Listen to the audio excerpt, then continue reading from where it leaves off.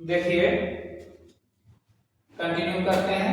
आपेक्षिक आपेक्षिक अपवर्तनांक, ठीक है, आपेक्षिक अपवर्तनांक किसे कहते हैं, ठीक है।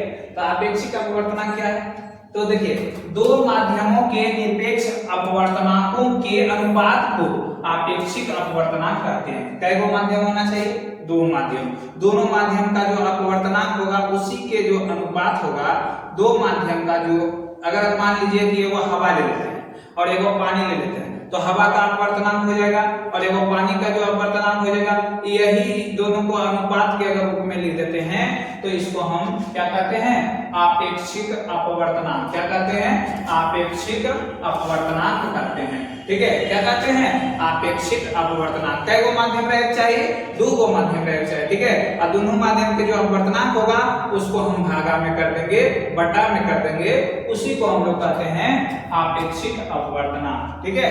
क्या कहते हैं, आपेक्षिक अपवर्तनांक कहते हैं, ठीक है। कोई समस्या नहीं होना चाहिए, ठीक है। अब देखिए आ गया क्वेश्चन, ठीक है। अभी तक हम पढ़ रहे थे प्रकाश के अपवर्तन, प्रकाश के अपवर्तन से संबंधित तथ्य पढ़े। अब प्रकाश के अपवर्तन के नियमों पर भी जरा, ठीक है।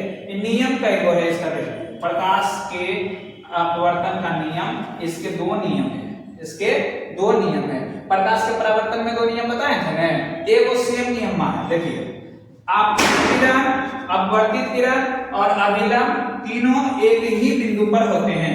तीनों क्या होते हैं, एक ही बिंदु पर होते हैं। क्या क्या, आपतित किरण, अपवर्तित किरण और अभिलंब तीनों जो होता है एक ही बिंदु पर होता है, ठीक है। उसके बाद इसका दूसरा नियम देखिए क्या कहता है, किसी विशेष रंग के लिए आपतन कोण की जया यानी साइन आई तथा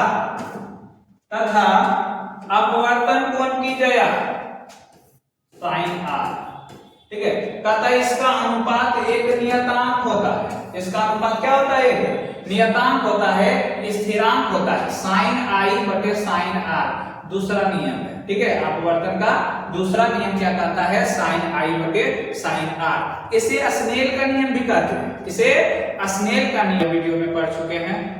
उसके बाद बात करते हैं प्रिज्म। प्रिज्म किसे कहते हैं, तो देखिए किसी कोण पर झुके दो समतल पृष्ठों के बीच घिरे पारदर्शक माध्यम को प्रिज्म कहते हैं। तो कितना सतह रहेगा, दो सतह रहेगा, और दो सतह जो है इस टाइप से घिरा रहेगा और पारदर्शक माध्यम रहेगा, मतलब किरण जो है आर पार हो जाता है, ठीक है। तो इसी को हम लोग कहते हैं प्रिज्म। बोलेगा प्रिज्म किसे कहते हैं, तो किसी कोण पर झुके दो समतल पृष्ठों के बीच घिरे किसी पारदर्शक माध्यम को प्रिज्म कहते हैं। क्या कहते हैं, प्रिज्म कहते हैं, ठीक है। प्रिज्म के कोण का मान 60 डिग्री होता है, जिसे अपवर्तक कोण कहते हैं। इसमें तीन अपवर्तक कोण होते हैं, कोण का मतलब कोना, ठीक है।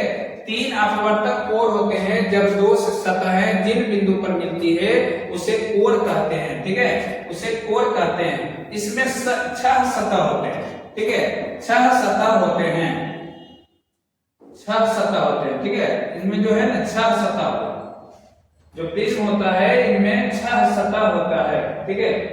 अब ध्यान दीजिए, जैसे ये जो त्रिभुज के आकार का है, त्रिभुज के आकार का, इसमें इसी आकार आकृति को हम लोग कहते हैं प्रिज्म। क्या कहते हैं, प्रिज्म, ठीक है। देखिए इसमें अपवर्तक सतह दो होते हैं। अब सबसे पहले अपवर्तक सतह किसे कहते हैं, तो जिस सतह से अपवर्तन की घटना होती है उसे अपवर्तक सतह कहते हैं, ठीक है। जिस सतह से अपवर्तन की घटना होती है उसे अपवर्तक सतह कहते हैं। एक ये हुआ, एक ये हुआ, दो अपवर्तक सतह होते हैं, ठीक है। इसमें दो अपवर्तक सतह होते हैं। पूछेगा प्रिज्म किसे कहते हैं, तो बोलेंगे कि प्रिज्म किसी कोण पर झुके दो समतल पृष्ठों के बीच घिरे पारदर्शक माध्यम को प्रिज्म कहते हैं। प्रिज्म का कोण 60 डिग्री। इसमें कितना कोण होता है, अपवर्तक कोण, 3 अपवर्तक कोण होते हैं। इनमें कुल 6 सतहें होती है। इनका विचलन कोण, अब देखिए विचलन, जितना कोण से किरण विचलित होता है उसे विचलन कोण कहते हैं। और यहाँ पर ध्यान दीजिए कि इसमें जो है अपवर्तक सतह जो है दो अपवर्तक सतह होते हैं, ठीक है। ये प्रिज्म का कहानी है और विस्तार से जब वर्ण विक्षेपण बताएंगे तो उसमें प्रिज्म के चर्चा होगा।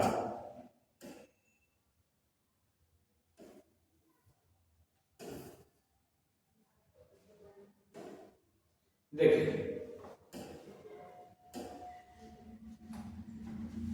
प्रिज्म के बाद आता है लेंस। एकदम वीवीआई पॉइंट है, ये जो है परीक्षा के दृष्टि से बहुत जरूरी है।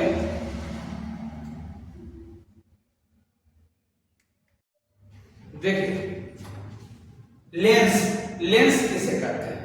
तो लेंस वैसा पारदर्शक पदार्थ जो दो निश्चित ज्यामितीय सतह से घिरा रहता है उसे लेंस कहते हैं। लेंस भी दो ज्यामितीय सतह, एक सतह दो सतह, दो ज्यामितीय सतह से क्या रहता है? घिरा हुआ रहता है, इसे हम लेंस कहते हैं। लेंस एक पारदर्शक माध्यम होता है, पारदर्शक पदार्थ होता है जो दो ज्यामितीय सतहों से घिरे रहते हैं, दो ज्यामितीय सतहों से घिरे रहते हैं, उसे हम लेंस कहते हैं। ठीक है, लेंस दो प्रकार के होते हैं। लेंस कितने प्रकार के होते हैं? दो प्रकार के लेंस होते हैं। एक होता है उत्तल लेंस, तो वैसा लेंस जो किनारे की अपेक्षा बीच वाला भाग उसका मोटा हो उसको उत्तल लेंस कहते हैं। इस टाइप से लेंस रहेगा, इस टाइप से। ठीक है, अब देखिए किनारे में पतला है कि नहीं, लेकिन बीच वाला भाग मोटा है। ठीक है, तो वैसा लेंस जो किनारे की अपेक्षा बीच वाला भाग मोटा हो उसे हम उत्तल लेंस कहते हैं। उत्तल लेंस के तीन भाग होते हैं, उत्तल लेंस के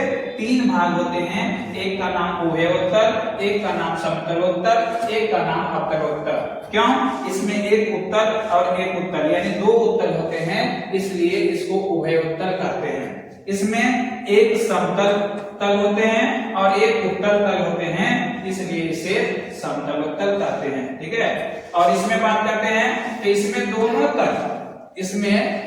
तल क्या होते हैं? नहीं, एक तल अवतल होते हैं, एक तल उत्तल होते हैं, इसलिए इसका नाम अवतलोत्तल हो गया। ठीक है, इसका नाम अवतलोत्तल हो गया। तो अगर पूछे कि उत्तल लेंस के कितने भाग होते हैं तो हम कहेंगे उत्तल लेंस के तीन भाग होते हैं। कौन कौन? एक उभयोत्तल, एक समतलोत्तल, एक अवतलोत्तल। ठीक है, जैसे उत्तल लेंस का हुआ वैसे अवतल लेंस का भी होता है। ठीक है, तो अवतल लेंस वाला दिखाते हैं अभी।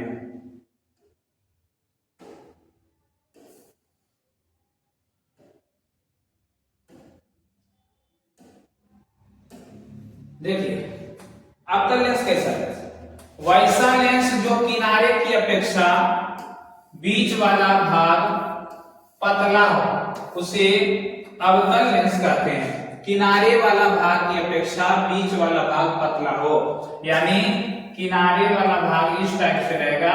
देखिए किनारे वाला भाग जो है मोटा है और बीच वाला भाग जो है पतला है। ठीक है, बीच वाला भाग क्या है? पतला है।